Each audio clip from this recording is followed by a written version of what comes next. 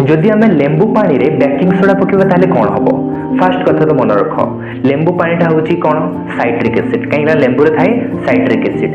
आउ आमर जो बेकिंग सोडा को कह जाए सोडियम बाइकार्बोनेट माने NaCO3। ये दुई जन को मिक्स कले फास्ट तो गोटे प्रकार फेण बा गोटे झाग तैयारी हबो। एबे जानिबा ए झागटा कौन। तो ये दुटा को मिक्स कला पर फास्ट जो झागटा तैयारी हो सेटा होची कार्बन डाइऑक्साइड। ता सहित आमे जो वाटर टा पाइबा सेटा होची नॉर्मल वाटर H2O। ता परे आमे पाइबा कोन सोडियम साइट्रेट। बुझिले नाही से जो झागटा एबे को काम रे लागिवो से विषय जानिबा। से झाग को नै कि आमे बासन गोसन को माजिबारे ताको यूज करा जाय बा जहार ड्रेस रे एमती किछि दाग थिबो जोटा कि लिभु नथिबो ता द्वारा लिभि जिवो। एबे कमेंट रे जणांतु कोन आपण ए विषय रे जानिथिले। जदि जानि नथिले निहाती भाबरे कमेंट रे जणाइबे। आ एमती के वीडियो पई निहाती भाबरे चैनल को सब्सक्राइब करिकि नोटिफिकेशन बेल को प्रेस कर देबे। धन्यवाद।